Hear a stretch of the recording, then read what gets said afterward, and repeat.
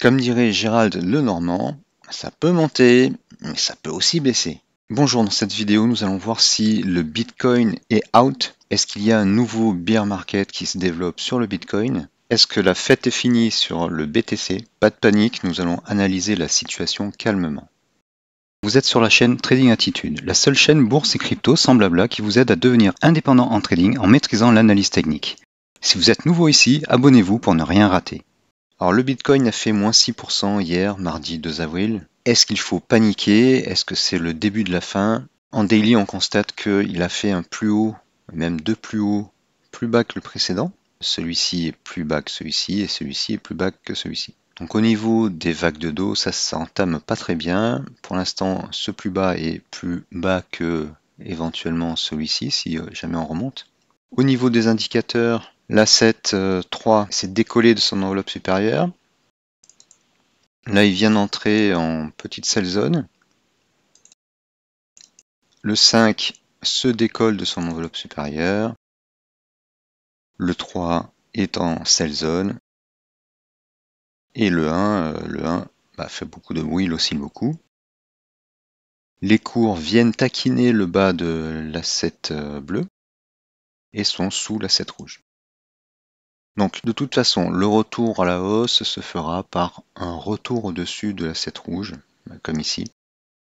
Ce qui est sûr, c'est qu'on n'est plus en tendance haussière comme ici, et on est très très haut bien sûr. Mais est-ce que c'est le début d'un bear market? Si on regarde dans le passé, je vais mettre en grand, on est sur des sommets. On a eu deux sommets ici. Si on compare bien, certes là il n'y a eu que deux plus hauts, et ici elle a eu 4. Il y a 4 pics à la montagne ici. Ce qui est important de regarder, c'est les différentes dimensions qu'on a dans les cours. Et ici, on a une belle illustration. On voit que sur le FTable 5, avant de démarrer le bear market, eh bien, le FTable 5 s'est inversé. Alors ici, il l'a fait doucement. Les cours ont mis plus de temps à s'inverser. Ici, ça a été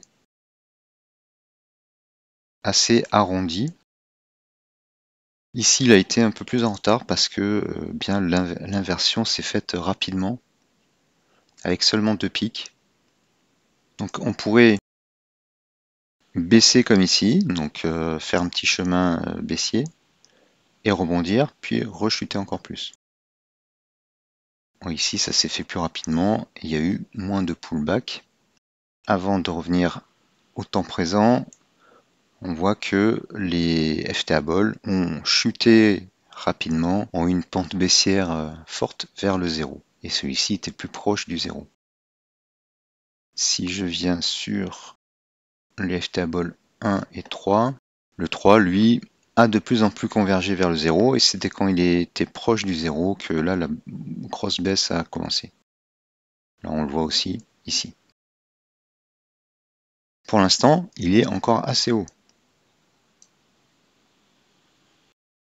Et nos deux FTable long terme sont encore plus ou moins haussiers, même si celui-ci commence une sell zone.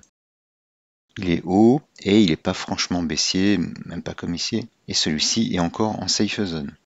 Les cours sont au-dessus de la courbe inférieure de l'asset. L'asset bleu n'est pas baissier.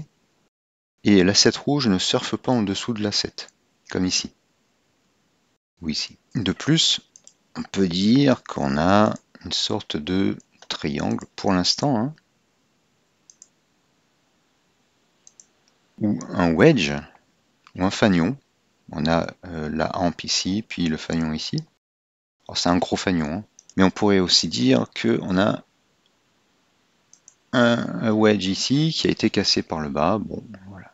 Bon, toujours est-il que je pense que on pourrait avoir une correction, mais tant que les cours ne cassent pas ce support-là et que le FTable 5 ne s'inverse pas réellement,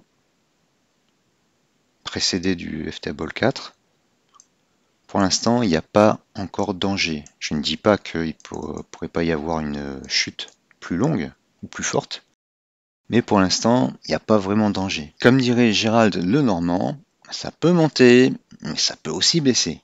Ah, c'est pas la catastrophe pour l'instant. Donc soit on va faire comme ça, j'aime pas trop cette couleur là, soit on va rebondir et faire comme ça. Si on fait comme ça, on va avoir une sorte de petit pattern VCP avec la volatilité qui se contracte.